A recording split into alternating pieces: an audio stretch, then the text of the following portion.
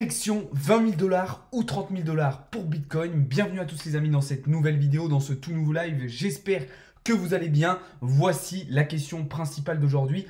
Quelle direction va prendre Bitcoin dans les prochains jours et dans les prochaines semaines? On est pour moi sur des niveaux décisifs, dans une semaine décisive pour l'ensemble des marchés. Donc ça va être très intéressant de répondre à cette question. Ça va être l'occasion, en plus de ça, de faire un point sur les altcoins, de faire un point sur l'ensemble un petit peu des marchés, actions, forex, etc.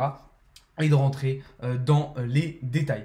Juste avant de commencer, comme d'habitude, je vous invite à vous abonner si ce n'est pas déjà fait et surtout à rejoindre le serveur Discord. Vous avez le lien en bio et en description. Et c'est parti, on va pouvoir commencer tout de suite.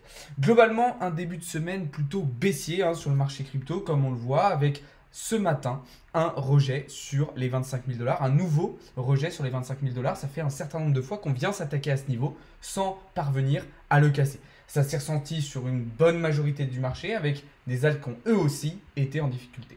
Du côté de l'indice Fahrenheit, on regagne encore un petit peu de confiance avec un indice à 60. On reste dans un niveau d'optimisme assez important. Et de toute façon, on le voit, à chaque dip, on a de nouvelles recharges. On a de nouveau des whales, des institutions qui rechargent. Ça, on en parlera un petit peu plus tard.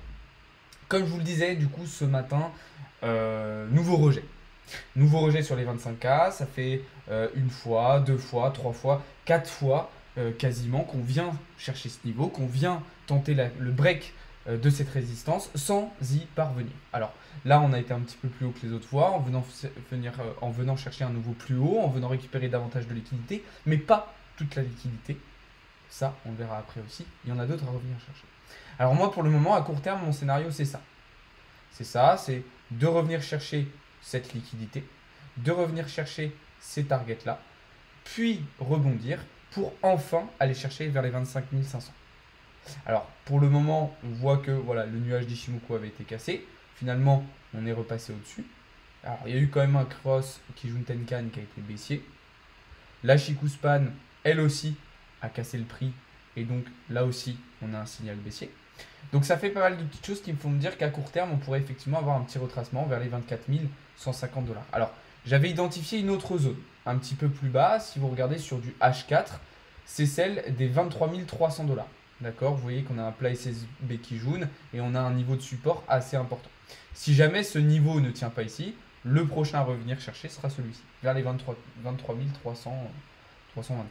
Maintenant, tant qu'on reste sur du H4 et surtout sur du daily, sur du H4 pardon, au-dessus du nuage, au-dessus des 23 300 $, il n'y a pas de panique à avoir. On reste haussier, on reste bullish et on reste dans des objectifs vers les 26, vers les 27 et pourquoi pas même vers les 30. Maintenant, c'est vrai qu'il y a certaines choses qui commencent à me faire dire que peut-être qu'on va avoir un petit essoufflement du marché. On le voit quand même là depuis bientôt une semaine, un petit essoufflement. Alors oui, c'est une stabilisation, d'accord, mais on voit que cette résistance des 25 000, elle fait quand même du mal. Alors maintenant, on va regarder de manière un petit peu plus interne au marché où se situe la liquidité. À court terme, on en a encore, comme je vous le disais, pas mal vers les 25 500 $. Vous voyez ici, avec un pic de liquidité qu'il va falloir revenir chercher. Ça, on n'est pas venu le récupérer. Il aurait fallu qu'on vienne chercher encore un petit peu plus haut. Et donc, j'ai du mal à imaginer que le marché soit capable, redescendre plus bas sans avoir récupéré d'abord ce qu'il y aura à 25 500.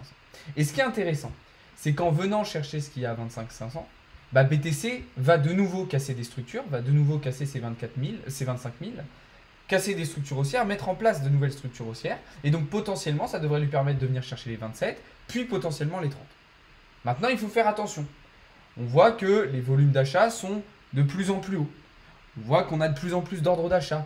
Comme je vous le disais à l'instant, on a des whales qui profitent de chaque petit dip pour recharger. D'accord, c'est très bien. Mais il faut avoir conscience que dans un contexte de bear market et d'un marché qui a été baissier pendant un bon moment, à partir du moment où on va venir chercher les 26, 27, 28, il va commencer à avoir des grosses prises de profit. Parce que, on ne va pas oublier non plus que, évidemment, il y a des personnes qui ont acheté ici sur Bitcoin au mois de novembre dernier. Il y a des personnes qui ont acheté ici et donc qui approchent du x2. Il y a des personnes sur Ether qui ont acheté ici au mois de novembre, qui approche aussi du x2. Donc il va y avoir de la prise de profit. Qui dit prise de profit, dit non plus beaucoup de longues et beaucoup d'ouverture d'ordre en longue, mais beaucoup d'ouverture d'ordre en short. Et quand la bascule va se faire et qu'on va d'un coup avoir un ratio long-short avec beaucoup plus de short que de longue, attention, attention à un retournement de marché qui pourrait être violent. Dans tous les cas, on est dans pour moi, la dernière jambe haussière. Cette dernière jambe haussière qui devrait au mieux nous amener vers les 30 000 $. Et une fois que cela sera fait, sera venu le temps de revenir chercher tout ce qu'on a laissé en dessous de nous depuis maintenant environ 4-5 mois. En gros, depuis le post-crash FTX. Donc ça, c'est un petit peu mon avis sur le marché. N'hésitez pas à me dire ce que vous en pensez aussi. En tout cas, je précise bien que ça ne consiste en aucun cas en un conseil en investissement. Enfin voilà, en aucun cas, il faut ajuster et prendre des positions en fonction de ce que je viens de vous dire. Mais voilà, personnellement, c'est mon avis et c'est ce que je vois pour la suite des événements. Alors, avant de parler un petit peu des alts et puis après des autres marchés, je vais répondre à vos premières questions. Et puis après, on va pouvoir avancer sur la suite. On va aller au 21K. Ok, vous êtes plutôt baissier. Alors là, je parlais d'un scénario à court terme, évidemment. Évidemment qu'au cours de l'année 2023, je pense qu'on reviendra chercher les 15 000 $. Les amis de Marscoin créés, je connais pas du tout. MDR, le dernier bear market m'a détruit, donc je m'attends à tout. Pourquoi il t'a détruit? Salut Nevin. Évidemment, tu as raison. En vrai, toujours mieux se protéger. Exactement. Il faut bien penser à se protéger dans tous les cas. Faites très attention si vous êtes exposé sur le marché. En tout cas, ce qui est sûr, c'est que cette petite consolidation, si je puis dire, alors attendez, je vais essuyer un peu mon écran, voilà. Cette petite consolidation qu'on a quand même sur Bitcoin est intéressante, car elle laisse pas mal d'opportunités et pas mal de place aux altcoins. Et c'est là que ça va être intéressant, puisque du coup, on va avoir un certain nombre d'opportunités qui vont se créer. Ça a été le cas déjà la semaine dernière, avec beaucoup de prises de position sur les alts qui ont été fort bien rentables pour nous dans le serveur Discord, mais ça va continuer. Je pense notamment au APT, sur lequel je me suis positionné cet après-midi, juste ici, et sur lequel je vise un retour en direction des 17 $. Opportunité très intéressante pour un coin qui est en grande forme et qui fait des performances intéressantes depuis le début de l'année. Évidemment, c'est quelque chose que je vais surveiller. Alors, c'est pas le seul, il y en a beaucoup d'autres que je vous ai partagé dans le serveur Discord. Je vous invite à aller voir ça parce qu'il y a plein de choses super intéressantes. Vous avez aussi été très nombreux à me poser la question sur le Blur. Alors, le Blur, c'est une crypto qui a été listée il y a très peu de temps, donc qui est très récente. Et vous avez été très nombreux à me dire « Ouais, qu'est-ce que tu en penses maintenant ?» Bah voilà ce que j'en pense. Personnellement, je me suis positionné sur le Blur, justement, cet après-midi. Cet après-midi, avec cette touche qu'on a eue ici, aux alentours de 17 h, où on est venu parfaitement combler l'order block, la FVG, on est venu dans ma zone de TE. Parfait, décollage immédiat, et je suis déjà dans le bénéfice. L'objectif, venir chercher très rapidement les 61% de Fibo, qui sera une zone où on pourra récupérer des profits, remonter son stop loss au prix d'entrée et laisser tourner le reste du trade en direction du top précédent et pourquoi pas même aller chercher du discover of price si on arrive à casser cette résistance. Alors après, il y en a plein d'autres que je surveille. Je pourrais notamment aussi parler d'Avax. Je ne vais pas tous vous les faire, mais il y a plein de choses intéressantes sur le marché. Avax, du coup, où là sur du daily, je surveille la cassure de ce niveau-là, de cette structure qui ressemble un petit peu à ce que nous fait BTC et qui pourrait nous permettre de venir chercher des targets en direction des 30 $. D'accord? Alors évidemment, toutes ces opportunités sur les alts, il va tout de même falloir qu'on ait un Bitcoin qui soit relativement solide.